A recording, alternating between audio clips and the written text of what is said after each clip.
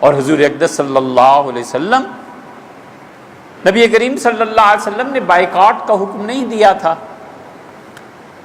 اب جو کہتے ہیں قادیانی کہ آپ ہمارا بائیکاٹ کیوں کرتے ہیں، ہم کہتے ہیں حضور اقدس صلی اللہ علیہ وسلم عقیدہ تو بہت دور کی بات ہے نا، بہت دور کی۔ قرآن کہتا ہے وَلَلثَّلَاثَةِ الَّذِينَ خُلِّفُوا، اور 3 آدمی جو جہاد میں آپ سے پیچھے رہ گئے تھے، شدید گرمی کا جہاد تھا اور گئے تھے یہ سب لڑنے کے لیے، اور 3 آدمی پیچھے رہ گئے، اور بڑے بڑے نیک صحابہ کرام رضی اللہ عنہ تھے۔ ان میں سے ایک کعب ابن مالک تھے، دوسرے ہلال ابن امیہ تھے، اور تیسرے مرارہ ابن ربیع تھے۔ یہ 3 آدمی تھے، اور وہ بس سستی ہو گئی، پیچھے رہ گئے، اور رسول اللہ صلی اللہ علیہ وسلم نے اعلان کر دیا کہ اچھا جہاد سے پیچھے رہ گئے، ان تینوں کا بائیکاٹ کر دیا جائے۔ 50 دن وہ بائیکاٹ جاری رہا ہے، اور خدا قرآن میں کہتا ہے کہ ضاقت علیہم الارض بما رحبت، زمین اپنی وسعتوں کے باوجود ان کے لیے تنگ ہو گئی۔ وہ جدھر جاتے تھے لوگ منہ پھیر لیتے تھے، کوئی بات کرنے کو تیار نہیں ہوتا تھا۔ آخر انہوں نے ایک دن کسی کو روک لیا اور کہا اللہ کی قسم ہے میرے دوست، تمہیں مجھ سے محبت نہیں؟ ان کا ہے۔ ان کا پھر یہ کیا رویہ ہے تمہارا؟ انہوں نے کہا حضور صلی اللہ علیہ وسلم نے منع کر دیا تم لوگوں سے ملنے سے۔ اور ایک کی بیوی آ گئی، اسے کہا اللہ کے رسول میرے شوہر میرے قریب آنا چاہتے ہیں۔ آپ فرمائیں رسول اللہ صلی اللہ علیہ وسلم نے بیویوں کو منع کر دیا کہ خبردار جو شوہر کو قریب آنے دیا۔ یہ وہ لوگ ہیں 3 جن کا بائیکاٹ ضروری ہے۔ اور کعب رضی اللہ عنہ کہتے ہیں حضور صلی اللہ علیہ وسلم کو مجھ سے بڑا تعلق تھا، میں اسی مسجد نبوی میں نماز پڑھتا تھا اور مجھے دیکھتے رہتے تھے محبت کی وجہ سے، اور جب میں سلام پھیر کے خود دیکھنے لگتا تھا تو نگاہ ادھر کو پھیر لیتے تھے۔ حضور صلی اللہ علیہ وسلم نے اپنے جذبات پہ کنٹرول نہیں کیا ہوگا، انہیں محبت نہیں تھی ان لوگوں سے۔ ایسی محبتیں تھیں، ابو بکر رضی اللہ عنہ کو بدر میں پیچھے بلایا اور کہا ابو بکر ایسے نہیں لڑتے، پیچھے رہو، مجھے تم سے بھی بڑے کام کرانے۔ 50 دن یہ بائیکاٹ ان تینوں کا جاری رہا ہے، اور بیویاں تک الگ ہو گئی، ختم، چھٹی۔ اور پھر اللہ نے وحی نازل کی، اللہ نے کہا ہم نے ان کی توبہ قبول کر لی۔ یہ بائیکاٹ ہے، اور ان انسانوں کا ہے جن کو زیادہ سے زیادہ آپ یہی کہہ سکتے ہیں نا کہ کبیرہ گناہ کیا تھا، کوئی کفر تھوڑا ہی کر لیا تھا۔ یہاں تو عقیدے کا مسئلہ ہے بھیا، یہ کفر اور اسلام کا مسئلہ ہے۔ ہمارے نزدیک اگر آپ ختم نبوت کے انکار کی وجہ سے اسلام سے باہر ہیں تو آپ کے نزدیک ہم اسلام سے باہر ہیں۔ ایک آدمی آپ کے سامنے کہتا ہے کہ مرزا غلام صاحب قادیانی خدا کے نبی نہیں تھے، آپ اس کے بارے میں کیا فتویٰ دیتے ہیں؟ آپ کہتے ہیں یار تم سے ہی مسلمان نہیں، ہم بھی کہتے ہیں۔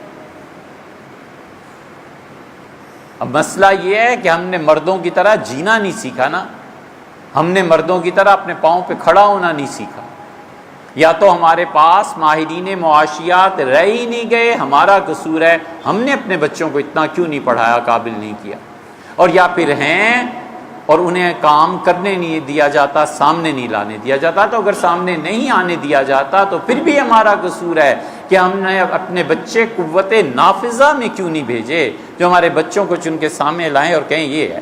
ہر آدمی اگر وہ اپنے میدان کا ماہر نہیں ہے نا تو بہت ہی ظلم کرتا ہے۔ وہ جھاڑو بھی دیتا ہے تو اسے اپنے فن کا ماہر ہونا چاہیے۔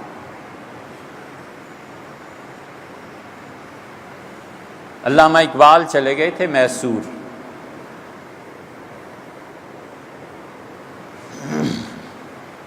دو آدمیوں سے انہیں بڑی محبت تھی، ایک اورنگزیب عالمگیر سے اور ایک ٹیپو سلطان سے۔ ان جیسی نابغہ روزگار 300 سال ہو گئے، ایسے لوگ نہیں آئے۔ اللہ جانے وہ مائیں مر گئی ہیں جو ایسے بچے پیدا کرتی تھی۔ اورنگزیب کے کیا کہنا اور کیا کہنے ٹیپو سلطان کے۔ تو علامہ کو بہت شوق تھا، میسور تشریف لے گئے، تو جس دن جانا تھا نا انہوں نے سلطان کے مزار کی زیارت پہ وہ پہنچے صبح کے وقت، نماز کے بعد غالباً گئے تھے، تو جب مزار پہ پہنچے تو میسور کے بڑے بڑے لوگ، ریاست کے بڑے بڑے لوگ ساتھ تھے۔ انہوں نے قبر دیکھی اور فرمایا یہ دروازہ اندر سے بند کر دو اور کوئی میرے ساتھ اندر نہیں رہے گا. بس ایک خادم تھا نوکر، وہ گیا اور دروازہ بند ہو گیا. 2.5 گھنٹے تک علامہ اقبال وہاں مراقبہ کرتے رہے ٹیپو سلطان کی قبر میں. علامہ کو بھی لوگوں نے جانا ہی کیا ہے، وہ کتنا بڑا صوفی تھا اور کیا روح تھی اور کیا پاکیزہ ہستی تھی. 2.5 گھنٹے کے بعد دروازہ کھولا اور جب باہر آئے تو ویسے بھی کشمیری تھے، بہت گورے چٹے، تو ان کی آنکھیں اور چہرہ سب بتا رہا تھا کہ بہت بری طرح روئے ہیں، سرخ آنکھیں ہوئی تھیں. تو کسی نے ہمت کر کے سوال کیا کہ آپ مراقبے میں تھے؟ فرمایا ہاں. ان کا ٹیپو کی روح سے ملاقات ہوئی تھی؟ ان کا جی. کا ٹیپو کچھ کہتے تھے؟ تو علامہ نے کہا بہت کچھ کہا. ان کا کوئی بات ہمیں بھی بتا دیں. ان کا ٹیپو نے مجھ سے کہا کہ اقبال اگر مردوں کی طرح جینا نہیں نہ آتا تو کم سے کم مردوں کی طرح مرنا تو سیکھو. یہ حقیقت ہے کہ جس آدمی کی موت ایمان کی نہیں ہے نا، اس کی زندگی ایمان کی نہیں ہوتی. مردوں کی طرح صاف بات کرنی ہے. ہم کیوں منافقت میں رہیں یار؟ خدا کا یہ حکم ہے، حضور صلی اللہ علیہ وسلم کو یہ علماء نے اپنے پاس سے نہیں نکالا. ہم انہیں دعوت دیتے ہیں، ہم پورے دل کی، مجھے اور کسی کا نہیں معلوم، لیکن ہم تو پورے دل کی ہمدردی کے ساتھ دعوت دیتے ہیں کہ یار حضور صلی اللہ علیہ وسلم خدا کے آخری رسول تھے، بس یہ چیز حل کر لیں آپ اور ہم بیٹھ کے. نبی کریم صلی اللہ علیہ وسلم کے بعد کوئی نہ نبی ہے نہ کسی نے آنا ہے. آپ ایک دھوکے میں گرفتار ہو گئے ہیں، ہم آپ کو اس دھوکے سے نکالنا چاہیے.